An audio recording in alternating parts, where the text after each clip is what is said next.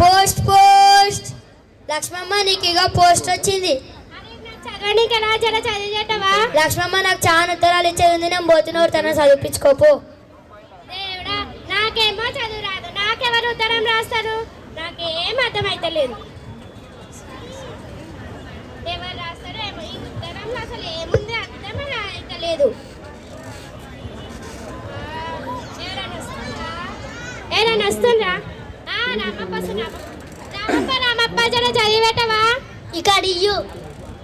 అమ్మో నాకు చదువు రాదు, నాకు చదువు రాదని మాకు తెలియదుగా. ఎట్లా చెప్పి మీ దగ్గరికి తప్పించుకోవాలి. నాకు పొలం నుంచి ఫోన్ వచ్చింది, నేను పోతాం.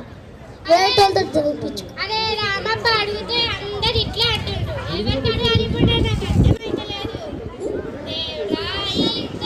ఏముందో ఏమో. నాకైతే అగర్భిగా అయితే చాలా టెన్షన్ వస్తుంది నాకైతే.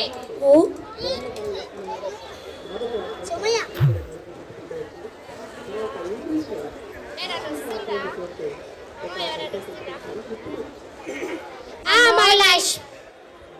వైశాలు వస్తుంది, చదివించుకోవాలి. తను ఎట్లయినా పట్టుకోవాలి ఖచ్చితంగా. అమ్మో లక్ష్మి బయటనే ఉంది, ఎట్లనో దీని తప్పించుకోవాలి.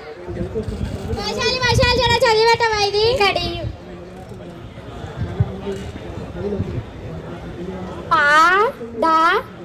మీ అక్క పేరు పద్మనా? అవును, మా అక్క పేరు పద్మ.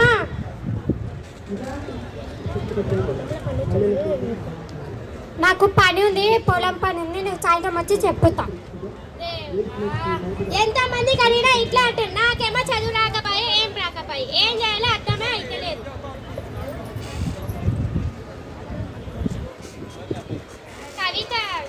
కవిత వస్తుంది, చదివించుకోవాలి ఎట్లయినా. కవిత చదివేటవా? ఏముంది చూపి.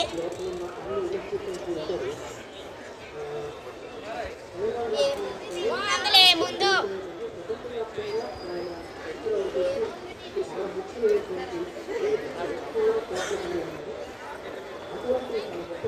అది చదివి చెప్పమ్మా. నాకేముంది అర్థమవుతుంది. మా ఇంట్లో చుట్టాలు వచ్చి నాకు పని ఉంది, నేను వచ్చిన తర్వాత అసలు అందరు ఇట్లా అంటూ నేను ఏం చేయాలి? నాకు అర్థమైతలేదు.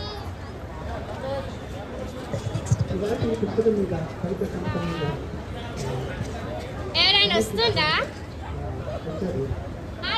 టీచర్ అమ్మాయిని చాలా చదివేటవా? సరే అమ్మా.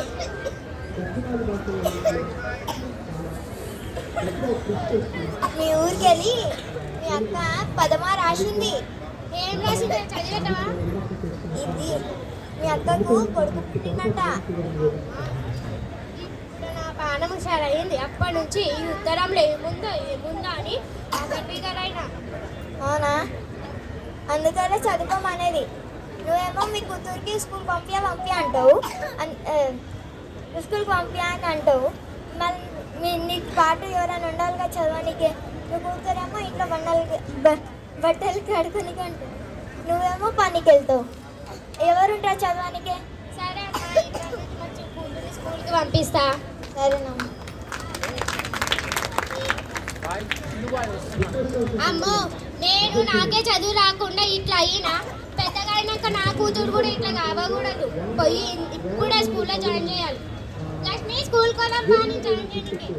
పొద్దు నేను స్కూల్కి వెళ్తున్నా, మా అమ్మ నన్ను పంపిస్తుంది. మా అమ్మ నన్ను స్కూల్కి పంపిస్తుంది. నాకు చదువుకోవడం అంటే చాలా ఇష్టం. సరే అమ్మా.